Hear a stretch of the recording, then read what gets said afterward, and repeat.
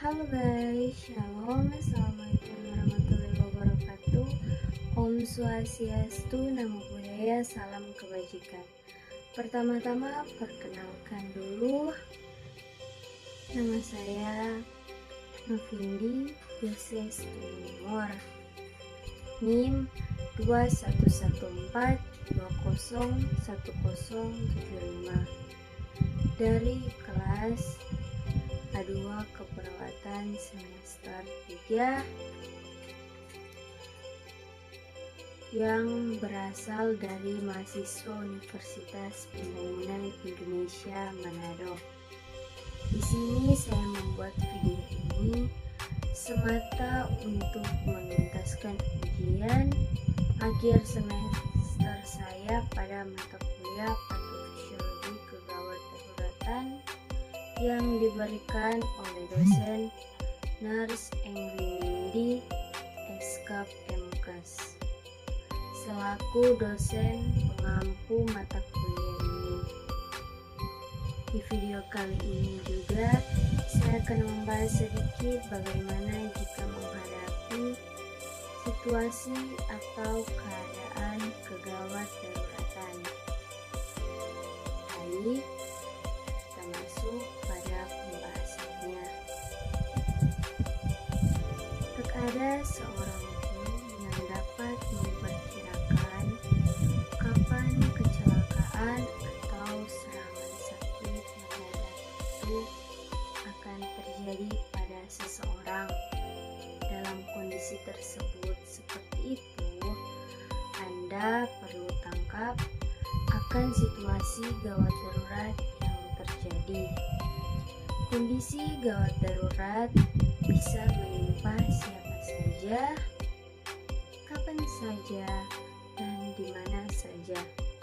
Agar tidak panik bila orang-orang di sekitar Anda mengalaminya, ketahuilah apa saja yang perlu dilakukan sebagai pertolongan pertama.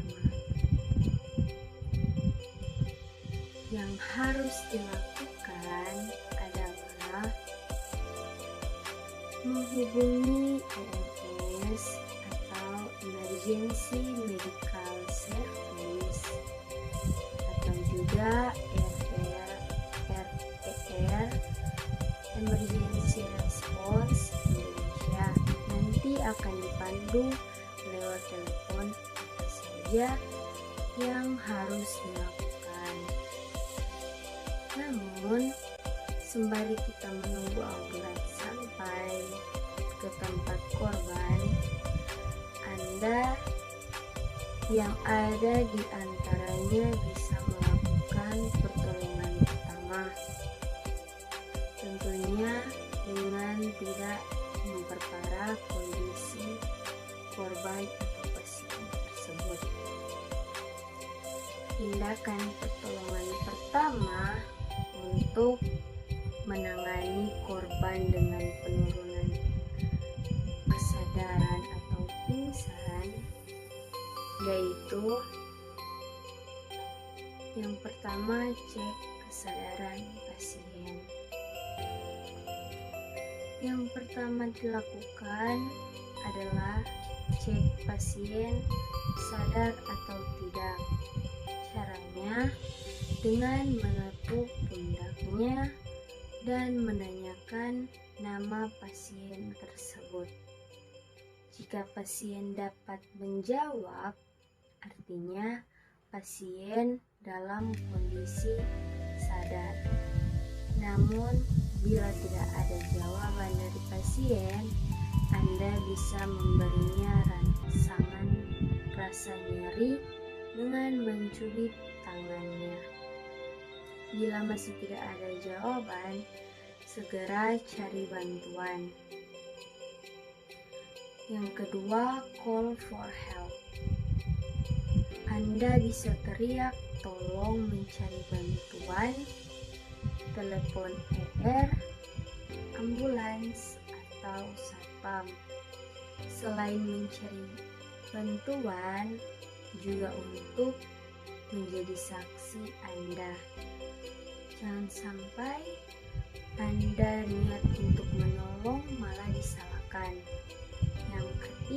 adalah lihat, rasakan, dan dengar.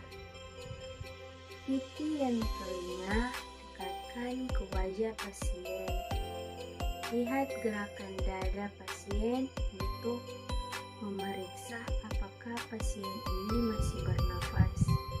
Rasakan hembusannya dan dengar suara nafasnya. Kalau suaranya ngorok dan banyak cairan seperti orang umur, artinya ada gangguan pada jalannya nafas pasien. Miringkan pasien pada posisi mantap. Posisi mantap ini adalah posisi berbaring dengan memiringkan pasien ke samping. Dengan posisi ini juga lidah pasien tidak akan menutup dan cairan yang sudah menyumbat jalan nafasnya bisa mengalir keluar. Keempat, tekan luka bila ada pendarahan.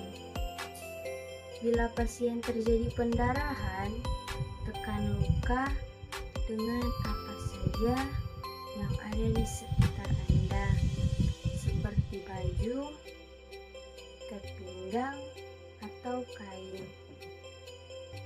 Yang kelima, jangan sembarangan memindahkan.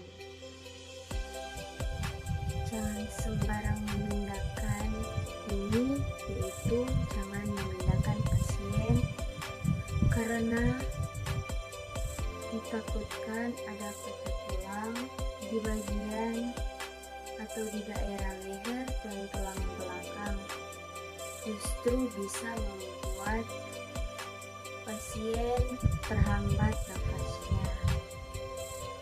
Cukup sekian dari materi yang saya bawakan kali ini.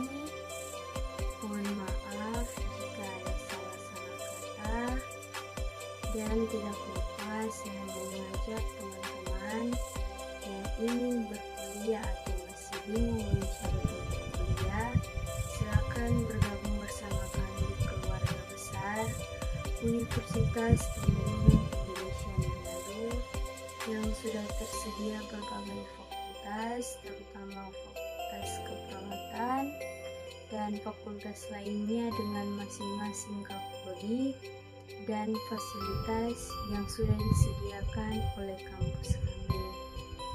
Dan selamat menyaksikan video kampus kami. Selamat datang di Universitas Pembangunan Indonesia Manado yang terletak dekat dengan kawasan bisnis Bahu Mall Manado. Tempatnya di Kelurahan Bahu, lingkungan 3 Manado, sangat strategis di pusat kota Manado. Dibangun di atas lahan seluas 2,5 hektar, Universitas Pembangunan Indonesia Manado berdiri megah dengan ruangan 7 lantai, terdiri dari ruangan kelas, ruangan kantor, perpustakaan, laboratorium komputer, laboratorium keperawatan, pengadilan semu, dan laboratorium bahasa, kantin, serta rooftop di lantai atas. Universitas Pembangunan Indonesia Manado memiliki 6 fakultas dengan program studi, yaitu Fakultas Pertanian, Prodi Agribisnis, Fakultas Hukum, Prodi Hukum, Fakultas Teknik, Prodi Teknik Elektro dan Teknik Sipil, Fakultas Ilmu Sosial Ilmu Politik, Prodi Ilmu Politik, Fakultas Sastra, Prodi Sastra Inggris, Fakultas Keperawatan, Prodi Ilmu Keperawatan, dan Profesi Nurse. Didukung oleh sumber daya manusia yang berkompeten dan tersertifikasi, Universitas Pembangunan Indonesia Manado memiliki dosen dan tenaga kependidikan dengan latar belakang S2 dan S3 lulusan dalam dan luar negeri. Proses belajar mengajar dilaksanakan dengan teknologi informasi merujuk perkembangan dunia modern saat ini, dilakukan dengan sistem e-learning dan sistem ujian online atau ULAIN. Hasil tracer student Universitas Pembangunan Indonesia Manado dan fakultas menyebutkan lulusan UNPI sudah tersebar di dalam dan luar negeri.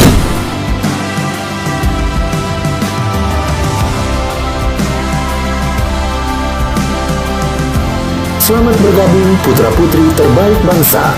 Kembangkan dirimu, raih cita-citamu setinggi bintang di langit. Kami siap menghasilkan generasi terbaik dan pemimpin di masa depan.